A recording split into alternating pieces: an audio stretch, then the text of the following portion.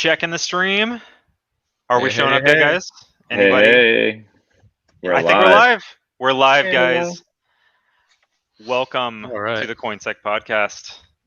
This is episode 40, and it's going to be a fun one this week. We've got some great stories to talk about, got some exploits, got a few hacks to talk about, got a few different just interesting news articles to go through this week.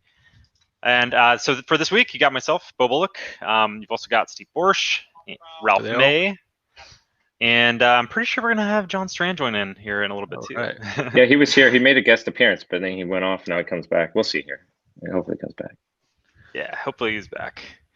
All right, so if you want to follow along today, we have the show notes up on coinsecpodcast.com. So if you just navigate to the coinsecpodcast.com website and scroll on down, you should see a section that says show notes, and we are on episode 40. So as we go through these, All right. any of the articles we talk about today will be up there. All right, so first up, guys, this is actually kind of breaking news at this point. We are going to talk about this Geth vulnerability. So this is something that is currently ongoing and is kind of a fascinating thing that's happening right now. So the Ethereum project is urging developers to apply a hotfix to basically squash this high severity vulnerability. It's a chain splitting vulnerability that impacts Geth. And if you're familiar with Geth, Geth is the one of the primary it is the primary version of the core software that runs the Ethereum network. So not major at all, right? No, this isn't big. This isn't big. Nobody should be using that version, right? Exactly. Yeah. So ethernodes.org reports that nearly 75% of nodes on Ethereum run Geth. And all of them, if you haven't updated in the last day, we're currently vulnerable, including myself. Which we'll get to that in a second. I gotta get over to that and upgrade it. So this is interesting.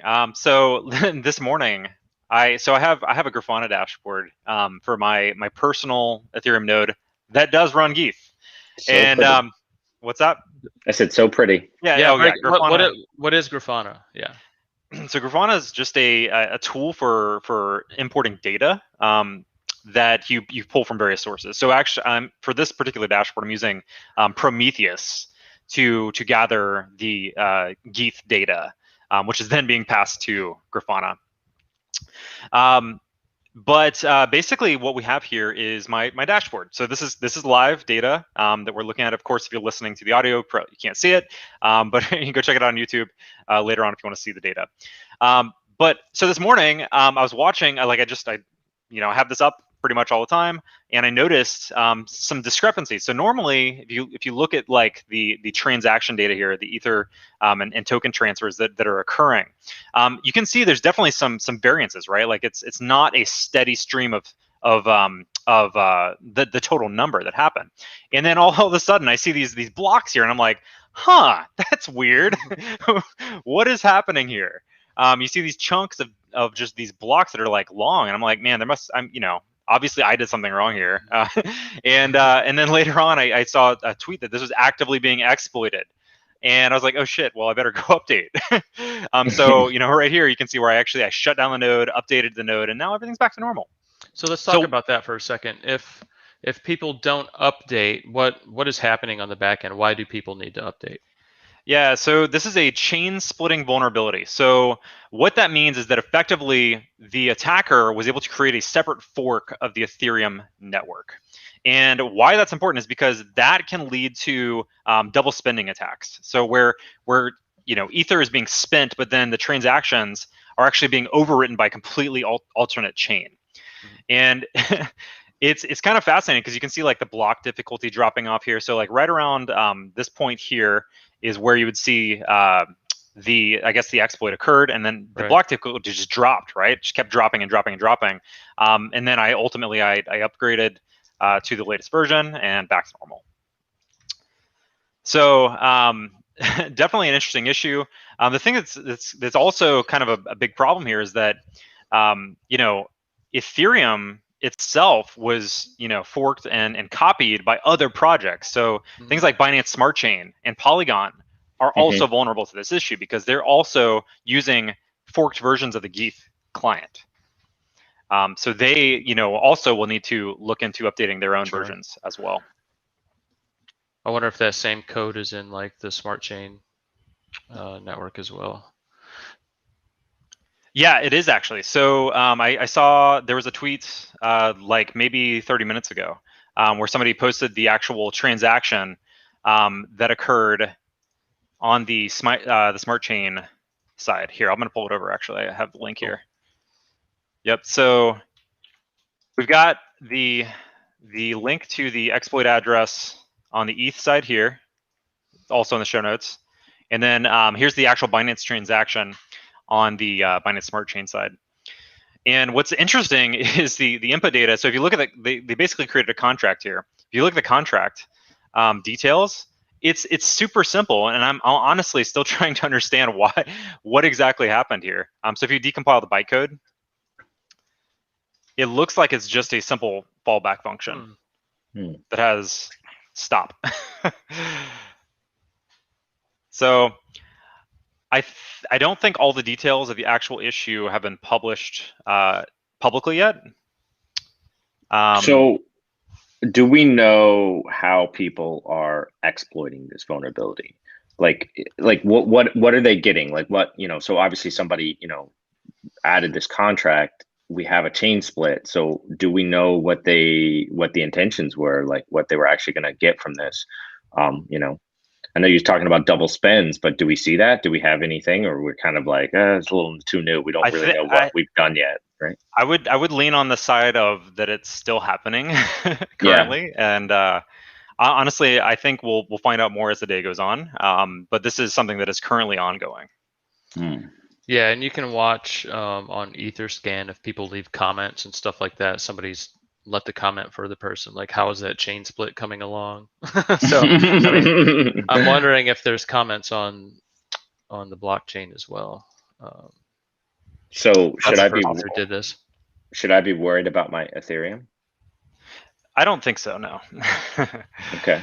And again, like this is something where longest like chain has already been established, right? Right, and it's not something where they could steal cryptocurrency from you necessarily. It's something where they could potentially double spend, right? So that means they could potentially, like cause, the ability for them to spend multiple versions of Ether. Okay. So yeah, fun stuff, right? I mean, it's kind of like one of those scenarios where if you didn't update, you possibly could be getting transactions or people sending you stuff that isn't real, right? Like real. Well, so it's not even like if you didn't update it. So the fact that the nodes didn't update means that they are processing transactions on a separate chain, right? Yep. Like, so literally anybody who sends tokens that are processed on that separate chain are going to be separate from the current actual chain. So how are we going to bring it back? Well, people have to update, right? Like the node operators. Well, no, but I'm saying like if you were on there, you split the chain, right? You're getting those other transactions. How do you, when you come back, is it just going to be like, oh, those transactions never happened because you were on the new chain, you were right? on the old chain, yeah. Yeah, I think in order to do that, you would have to have control over where the transactions are originating from, and then also be able to cause vulnerable nodes to process those transactions. Gotcha. Okay. Yeah, definitely interesting. This is never going to happen again, though, so we're good. Yeah, we're good. Yeah, it's very interesting, to think like, so this is something that was patched like yesterday or the day before. But like, so what about the cases of the unknown, right? Like, what about times where you have somebody that finds a vulnerability like this and just exploits it, and you don't even know, like that could, that's a real fear, right? Yeah, there's probably going to be a bunch of nodes that are not know about this because there's not like any auto update functions for like these Ethereum nodes. Yeah, so, no, exactly. I mean, like in my case, I had to go manually update. Yeah. And I think the team that had this vulnerability worked with Ethereum beforehand, correct? They did, yes. Yeah. That is correct. And from what I saw with interactions on Twitter with some of the core, I guess, like the devs from the Ethereum team, they mentioned that they actually did, in fact, talk downstream to other projects that had forked off of Ethereum too. So, I mentioned how, like, Binance Smart Chain and Polygon, like, apparently they had already talked to them to try to get this patched for them as well. Okay. Well, it hasn't affected like Ethereum volume or price today. It looks like it's I know, actually that's moving along like nothing ever happened. Yep, right? like nothing ever happened. Well, no, it's Fine. because nobody can actually send their coins to exchanges to get rid of them because it's forked. Yeah, they've been trying to get out for the last 12 hours, but they can't.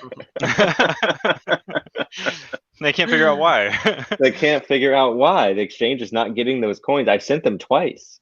Yeah. I think what is it? Binance runs their. I don't think you can run a Binance Smart Chain node. I think they're a little more. You can. Yeah, you can. Okay. All right, moving on to the next story, guys. Next up, we got so Poly Network. We talked about them a couple weeks ago with the $610 million hack.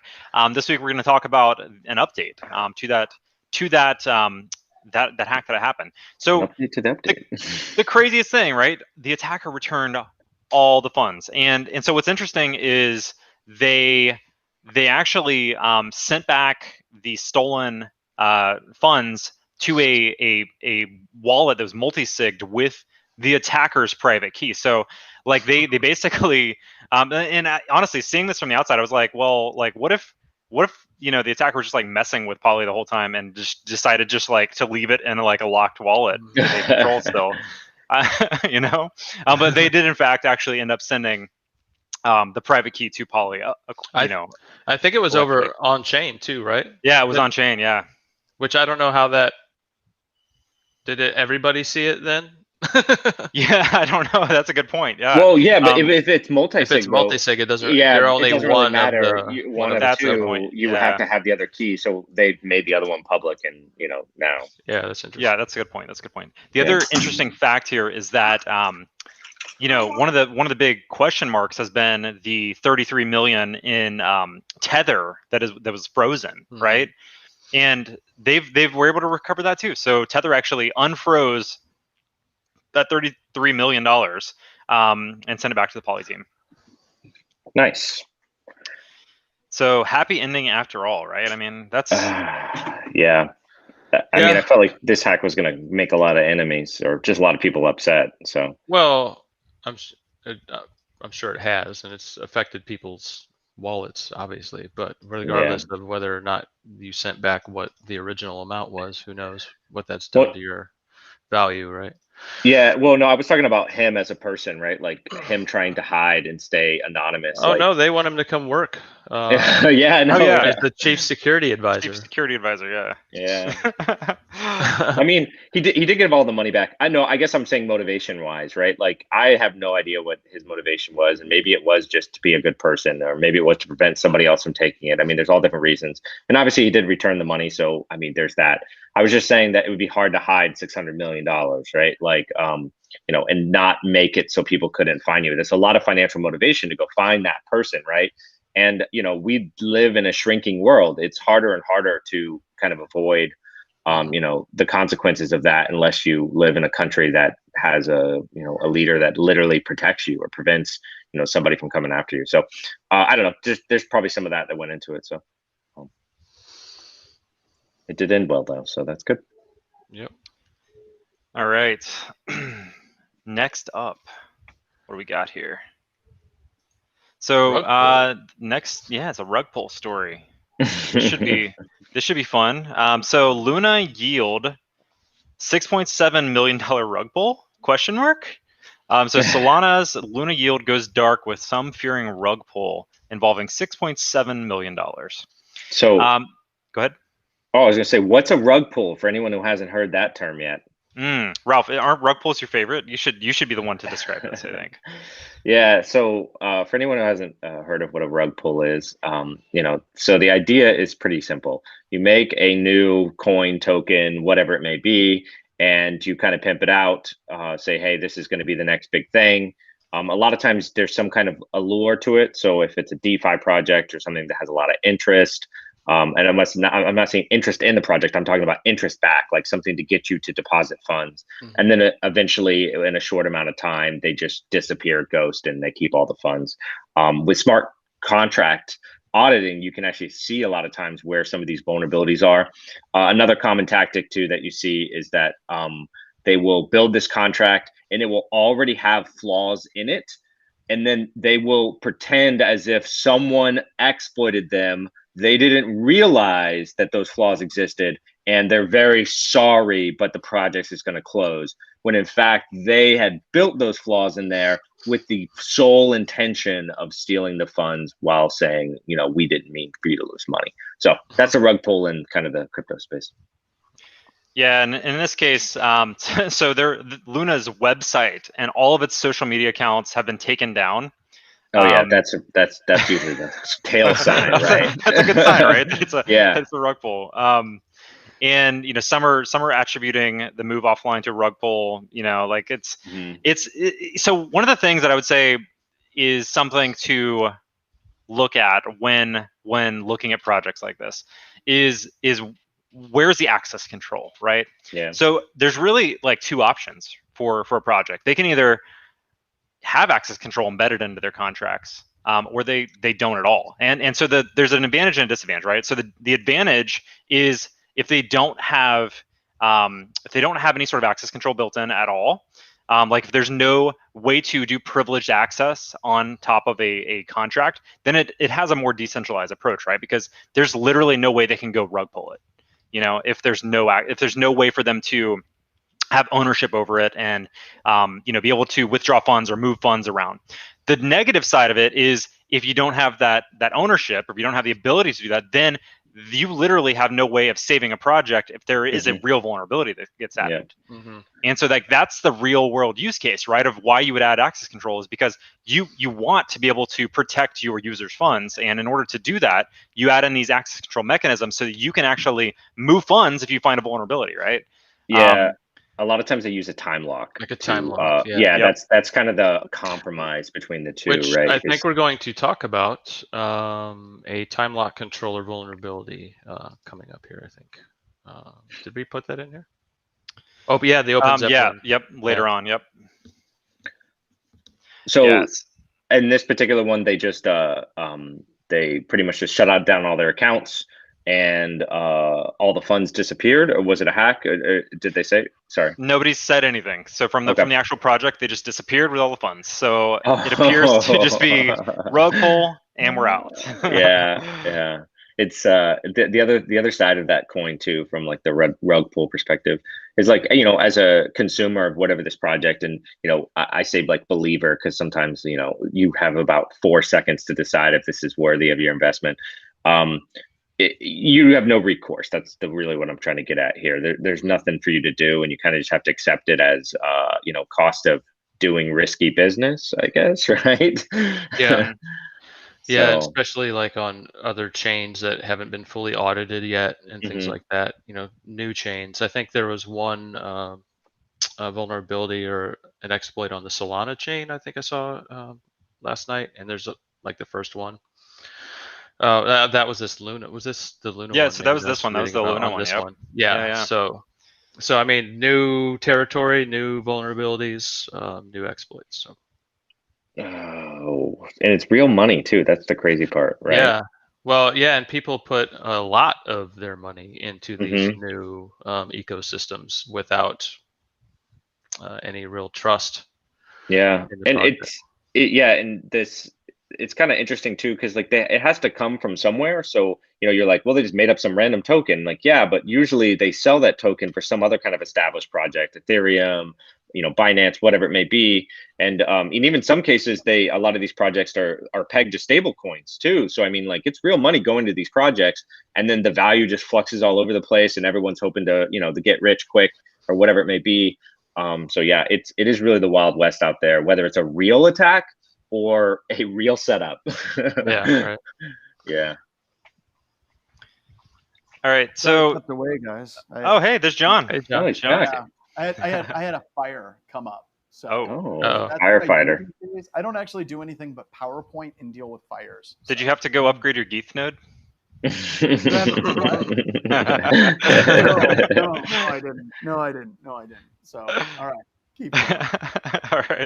All right. So next up, we're gonna talk about Maze protocol aftermath. This one's kind of interesting.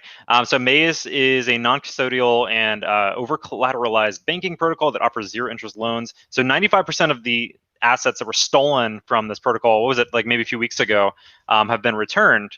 But what's interesting is so the Maze team actually did an investigation, and so they they allegedly say that the hackers could perform the attack only by knowing the codes and the ABI of the Nico core protocol in advance. So they were assuming that it was kind of like an internal issue, Inside job. Inside job. But they said after doing investigation that they don't believe that to be so. There was that inside job thing. Like I said, someone that's new to a lot of this, that seems to be the go-to that I hear a lot whenever these attacks happen. And researching it, almost always it's like, well, at the beginning of the onset of this particular attack, they thought it had to be an inside job. Yeah. That's just like an easy thing. No, it's not the technology. No, the technology. Check is solid. Well, so here's why though that they assume this. So the hackers actually deployed their attacking contracts days before this actual contract was deployed. So before this was actually even deployed in the real world, they knew it was coming. And this brings up what we brought up on the last show, is that you can scan the test nets ahead of time. Yep. Right. And if you see something come out that's vulnerable, you could be ready and waiting for it. You don't, unless you have to have some specific code. If you see something contract deployed early on a different testnet, that's an avenue right there. I was going to say that's a pretty good excuse for this one to think about. So did you say that this project was zero collateral, zero interest loans? That's what it says. says. You're like miracle free money. That's what it says. Perfect. This project sounds very enticing. Is this project called Yoink Suckers? Okay. Yeah. So they say the situation is very complicated because the audit personnel were the only people who had the access to the entire code outside the Maze team. So it was either the Maze team or the auditors. That's what they're saying. Ooh, taking that sweet what is it, ransomware, so insider job money, just like, hey, I don't know how to do this, but I audited this code. If you're interested, it could be vulnerable. I don't want to hack it.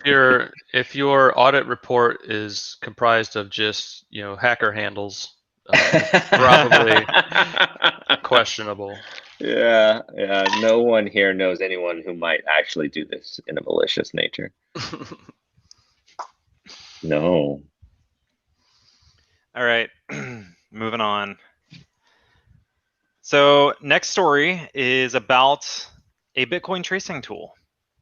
Let me share the screen again. But Bitcoin is anonymous and no, it is untraceable, and that's why drug dealers use this exclusively. They do not use US dollars because that is horrible. It is very dirty.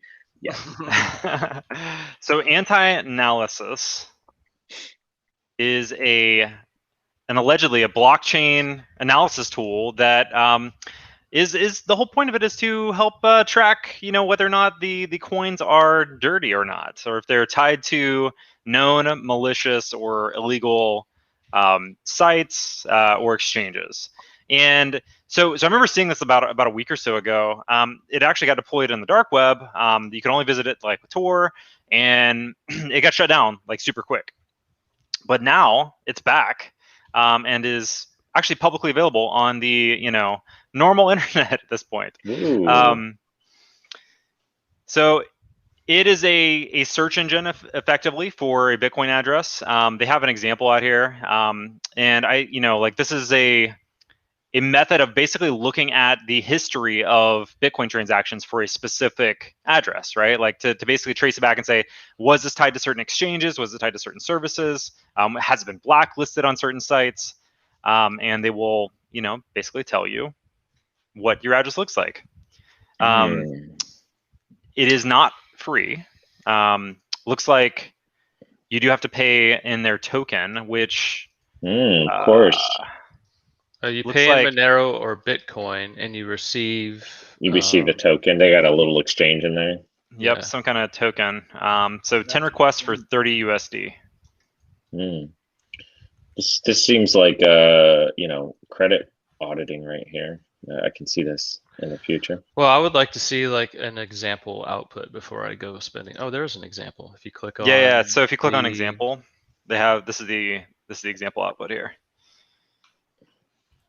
And Oh, go ahead. I was say, how dirty is your money? We'll tell you. I think we agreed that it's super dirty. Is that the answer? Real dirty?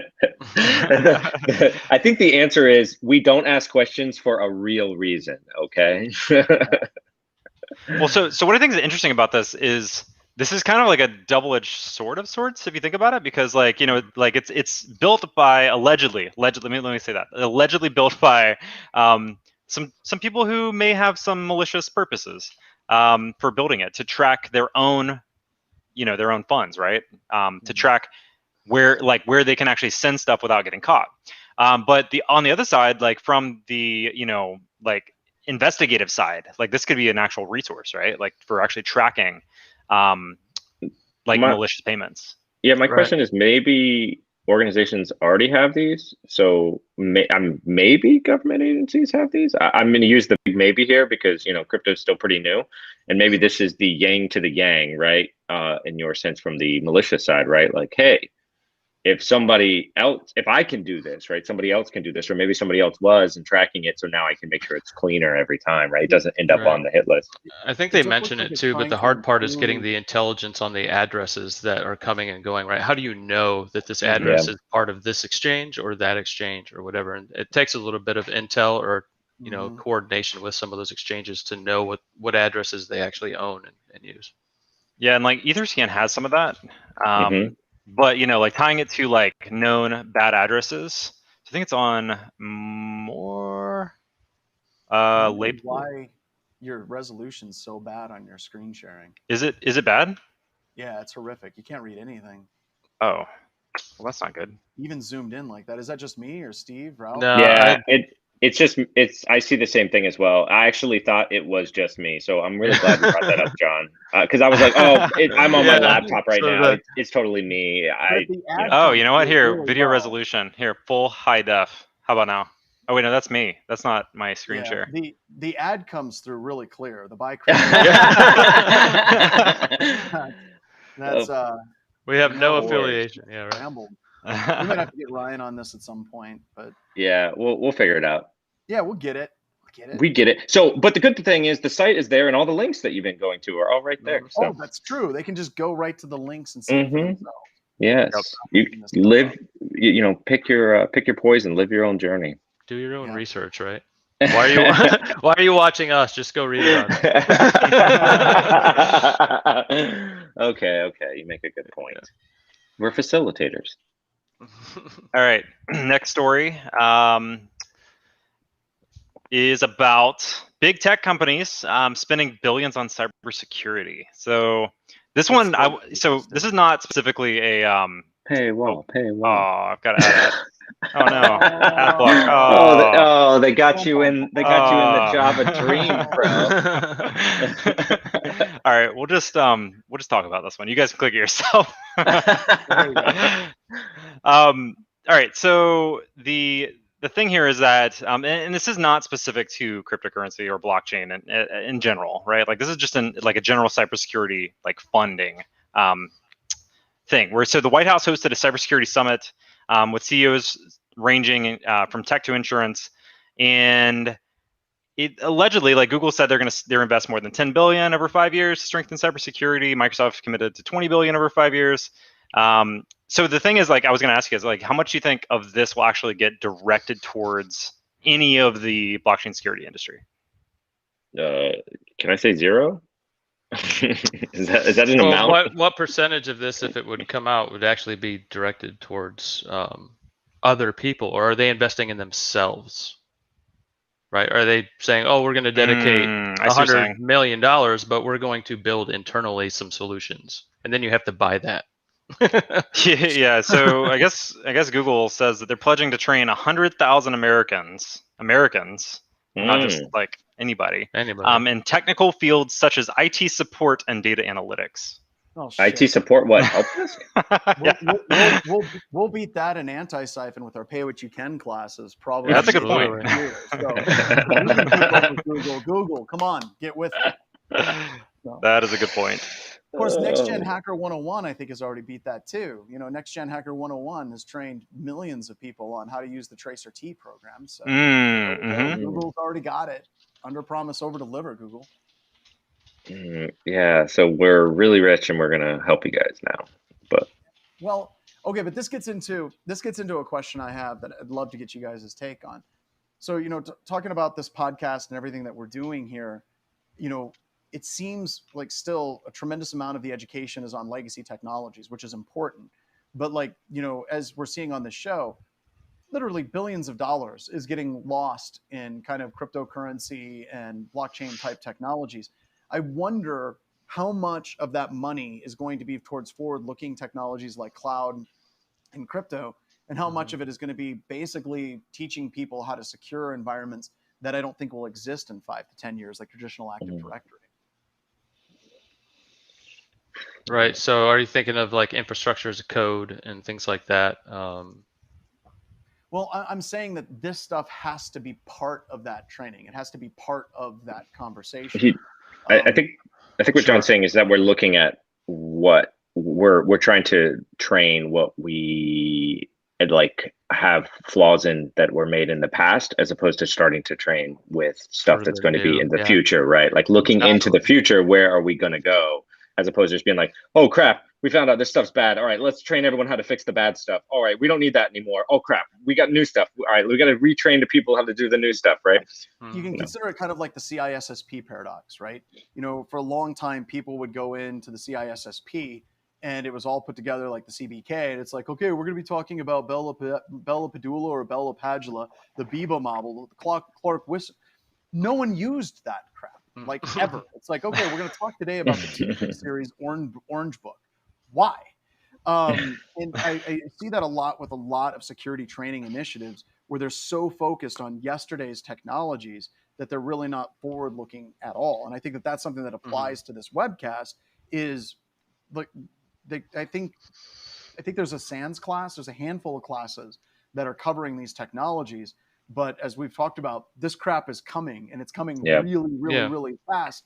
And I don't think that people are prepared for it. So you get all big tech, you get Joe Biden all together in a room. They're all going to talk about how they're going to train people in computer security. And I literally fundamentally believe traditional Active Directory is pretty much a minority of organizations in the next 5 years. And that's aggressive, but I feel it comes very quickly.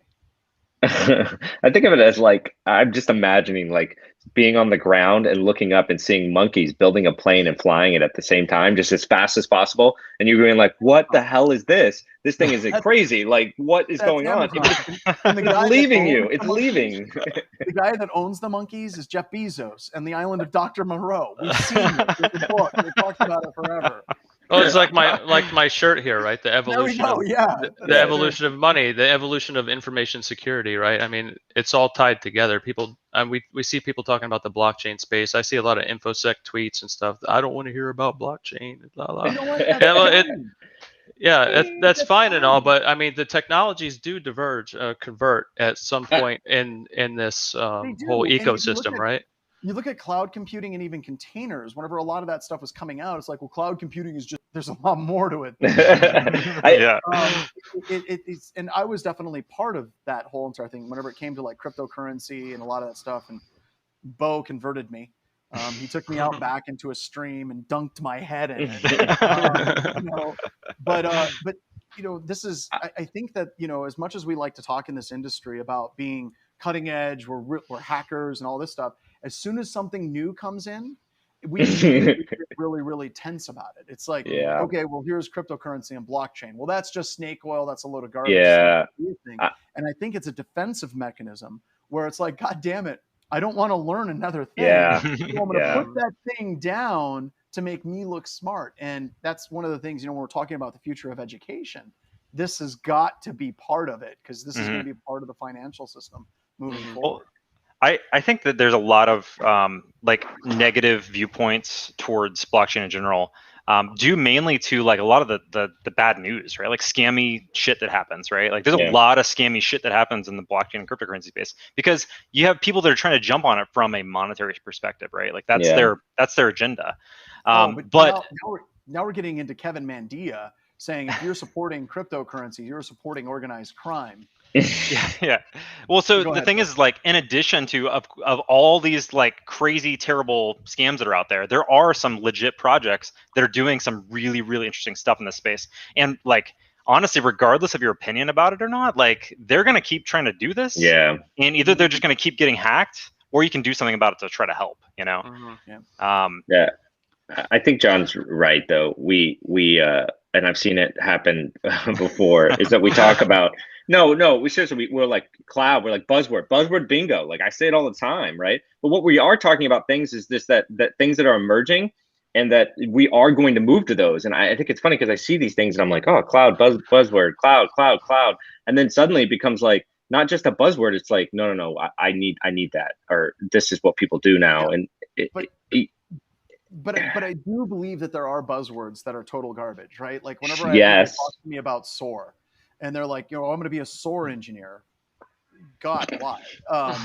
And then I have people describe it to me, and they're like, well, SOAR is basically where your systems can automatically react to an attack. I'm like, so like AV deleting a virus. No, it's different. Like if the system's connecting out to the internet and it's going someplace bad, it can stop it. I'm like my firewall does. No, it's different. It's different.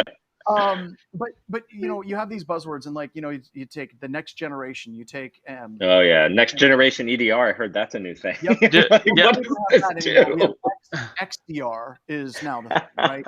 But my point on all of this is we spend so much time in the industry trying to repackage the same crap, and meanwhile we get completely blindsided by completely new technologies. And that's why I think that this whole article is really interesting. I think where are we developing this training at?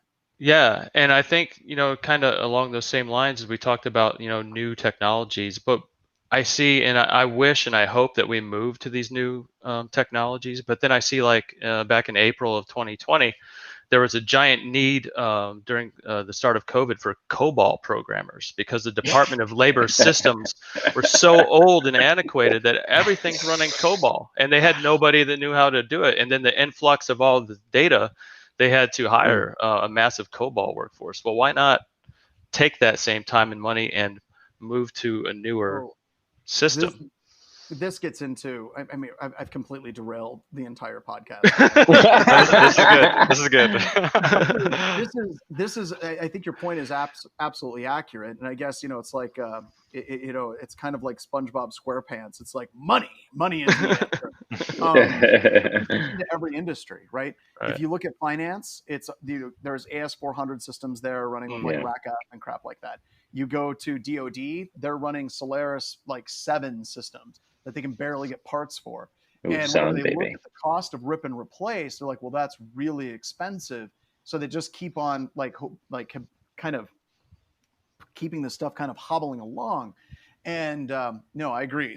Ripping things out with new technologies is great, but we have 2 problems in security, right? It's Janus, where you basically have the problems of the future are going to nail you. And then you have the problems of the past. And there's this little slice right in the middle where everything's okay. It's funny because as attackers, we're looking for both. We're like, ooh, yeah, new Vuln, nice and sexy. Ooh, old Vuln. Janus and security is job security, right? Yeah, It's like, you got brand new technologies. You wrote your own crypto protocol. Oh, okay. Yeah. You're using their own encryption. Ooh, I love this one. Hold on. All right, so speaking of vulnerabilities, there's actually a tweet yesterday about a vulnerability in an OpenZeppelin library. And this one labeled a critical vulnerability. This is interesting. So if you're not familiar with OpenZeppelin, I would lean on the fact that the majority of projects that I see out there, Solidity code projects, pull in OpenZeppelin libraries. So for example, they use things like safe math. So if you try to do any sort of like arithmetic in Solidity, you have potential for underflows and overflows. But there are these other libraries written by OpenZeppelin that allow you to kind of get around some of these vulnerabilities. And the reason this is important is because a lot of projects pull in these libraries. And so this is a critical issue that actually affects a ton of projects. I've got a question on this. Whenever you say it pulls in these libraries, does it pull it in whenever you're actually compiling it or yes, building the project? Yep. It's like a dependency. Yes. Are there ones that pull it in at runtime, kind of like some JavaScript libraries in the web, where it basically points off to someplace else and pulls that library in dynamically at runtime? No, so like this would actually be pulled in at compile time and compiled and deployed with the code. Deployed with the code. Better, right? So that's good. Well, no, I think it's kind of worse because your contract is sitting out there and you can't fix it unless you either it's immutable, right? Contract, right? Yeah. It's immutable. This is also a time lock vulnerability too. So, okay. Yeah, and so it says that it allowed an actor with the executor role to escalate privileges. And so they really haven't released a whole lot of details about this one yet. Other than that, it says further details about this vulnerability will be disclosed at a later date. They're trying to give people more time to go and update. Is there enough detail in this to, you think, actually have some people reverse engineering? Is it I can't see it in the screen, but is it actually talking about specific functions that it's actually taking advantage of? I mean, I'm sure you could probably look at like the commits. At the patch, yeah, the commits. Yeah. And probably get an idea of what the issue was.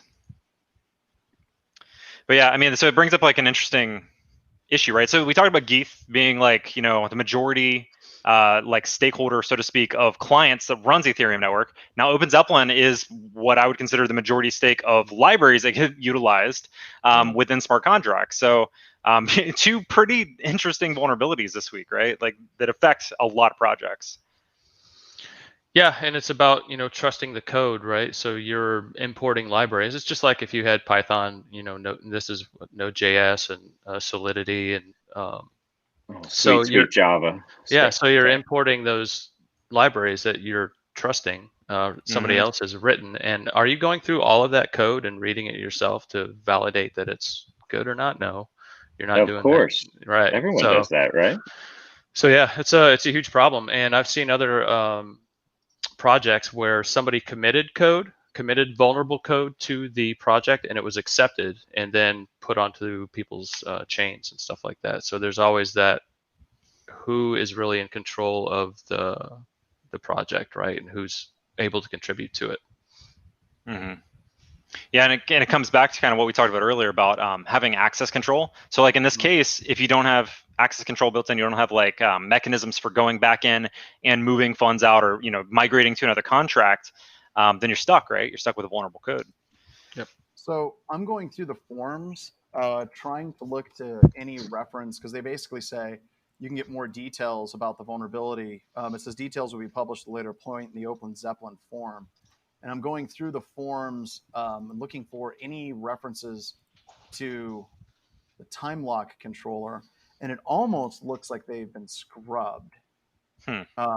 Like there's absolutely nothing in like the past month. You got to go back all the way to like June or July. So the reason why I'm doing that is a lot of times whenever these vulnerabilities come up, you can actually do research to find out what the actual problem is. Like someone will say, hey, I got this particular error.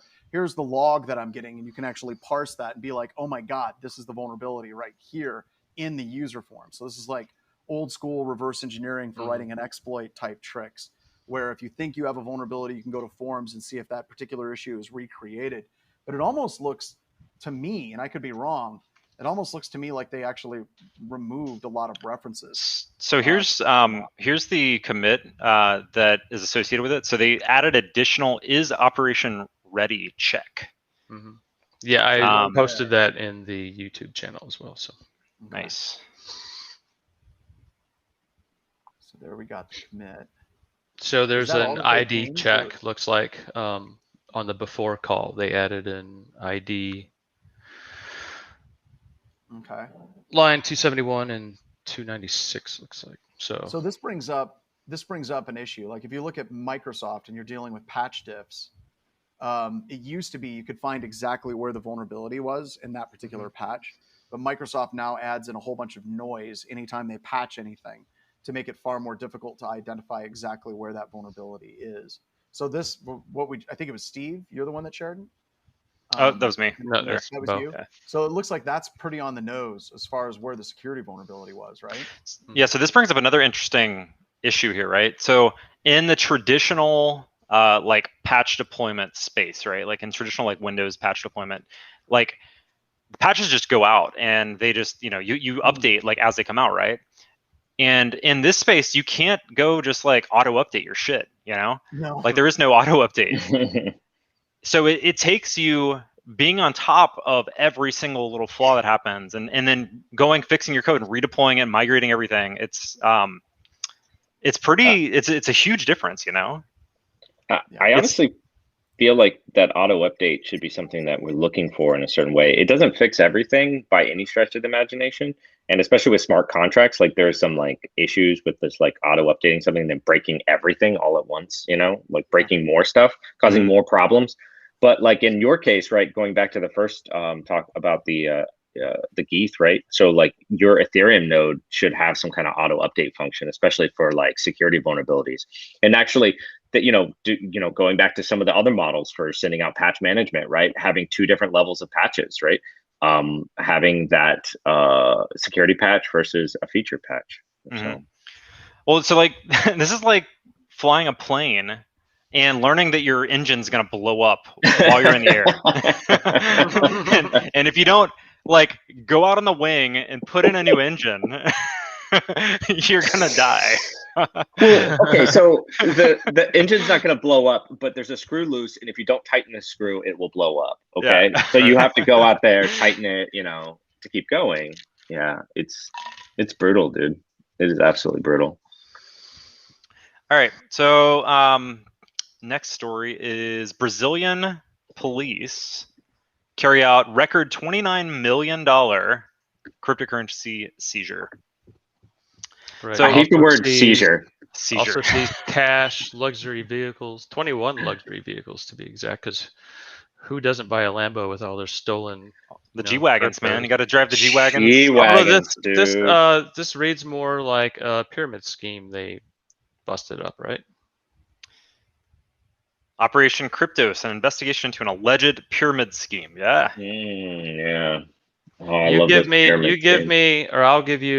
0.01 ETH, and I'll give you back 1 ETH. Right? You give the next person. Yeah. So, I mean, it's a simple scheme, though. You just don't say it like that. You say, hey, do you want to invest in crypto? Yeah, I heard about crypto. Okay, well, if you give me 1 ETH, right, in a month or two, I'll give you back 2 ETH, and then you establish it, and you're like, all right, give me 50 ETH, and I'm going to give you back 100 ETH in like 2 months. Here we go, right? It's interest too. I'm reinvesting. I'm crypto trading. I'm making money, man. Trust me, I can make you money too. Nice. I do love it when they're like, yeah, we seized the cryptocurrency. We just walked in there, grabbed computer, and we own it now. I'm like, you do know that if you just put a wallet password on there, now you can't seize it, right? Like, that's like the one thing I guess step back. That's like the one thing I really like about crypto. It's one of the few things that you can own, because one of the few things you can own is like a thought or a memory or a secret, right? So if that's the case, then if you were password protect or put a phrase or something that's your secret that only somebody can't take that away from you, right? I mean, I guess they could torture you, but you still have to decide to give that to them. Right. Depending on where you live, though, they may compel you. Yeah, and no, there's some definitely compelling, right? You're like, oh, do I live or die? Decisions. Okay. But you still get to make that decision. So they're doing crackdowns because it says later in that month, Brazilian forces also seized 33 million in a laundering probe, where 17 companies were wiring funds across multiple crypto exchanges. So maybe to avoid Brazilian taxes or something like that, possibly, who knows? Yeah. And that was Well, dubbed Operation Exchange. a lot of these Latin countries and stuff like that, they have a lot of corruption. Like corruption's like part of like almost culture there now. So it's wild. And not to say we don't have corruption here in America. That's not what I'm saying. That like only Latin countries. I'm just saying that there is more of that, involved in going on in some of those countries, and in turn, that's why a lot of people migrate out of some of these countries, because of the corruption and the fact they don't trust the government. So. Sure. But I think it's interesting because now they're going and seizing from other people's Well, work. it's a revenue source, right? They're Yep. not gonna give up a revenue stream where they can, enforce their laws and make that money. Make that money, and also maybe take out some illicit networks and stuff like that. So yeah, it's not always bad. So. And I think it's only like 11 more days until Bitcoin's a legal tender in El Salvador. Yeah. I also saw today that Cuba is going to recognize Bitcoin and regulate it.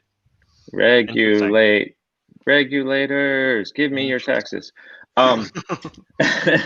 So what does it mean, right, when these countries are making it legal tender? Like what is that? So you could just pay your taxes with it? Is that what they're saying? Things like that, yeah.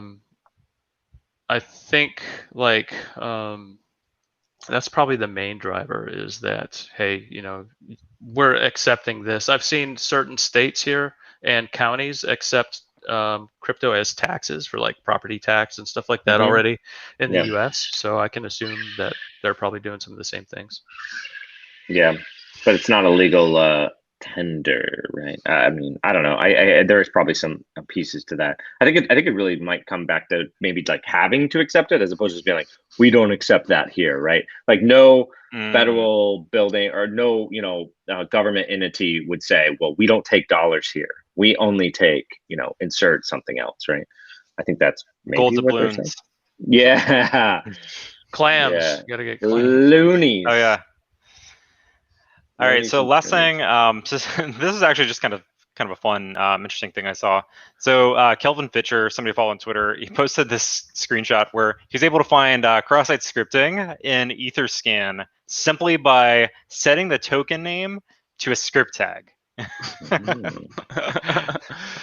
That is, I hope he or she got some kind of. I hope so too. This actually, that's funny. This hit close to home, because this reminded me of a vulnerability that I found a few years ago in an EDR product. So there was an EDR product that was taking command line like PowerShell logs and then ingesting them into like a GUI front end for like a SOC. And so I basically just like ran like a PowerShell command line argument with script tags and executed XSS and a SOC. Because they were just watching the GUI interface. But that's sort of alerts. It's everywhere, including the blockchain. What is old is new again, no matter where you go. Think about that. You could inject some kind of redirect, right, or some kind of a URL to something else. I think there's another story here. September 25th, 2017, a similar thing was done. Users of EtherDelta. So this was the same, kind of like Blockchain Explorer, EtherDelta, and the vulnerability was the same thing. You could put the script tag in there, and the attacker basically redirected people to their transfer system or their PHP script that would say, hey, put your address in here, transfer MetaMask or whatever, and it would do it. So it's definitely an interesting vuln class. XSS, it's never a high. Well, yeah.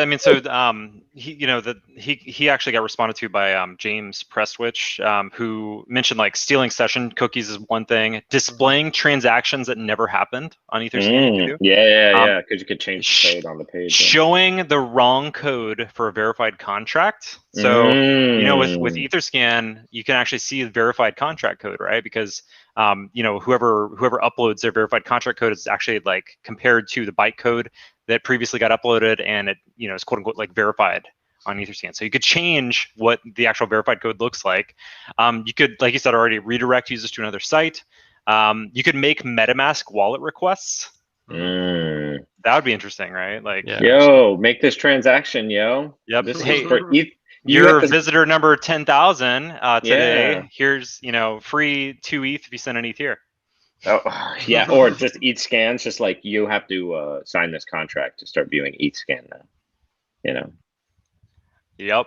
Perfect. Well, I think that's all I got today, guys. You guys got anything else? No, everything's broken. Go update your Geth nodes, guys, if you haven't already. I am guilty of that. I've got to go. Yeah, I was gonna update mine. I just can't afford the gas right now, so I'm gonna have to hold on. Awesome. Well, with that, let's say goodbye. Thank you guys so much for listening. Ralph, Steve, thanks so much for joining. John, thanks so much too. I know you had to leave. Thanks guys for joining today, and we will be back next week with more CoinSec podcast. Catch you next week, guys. Bye, guys. All right.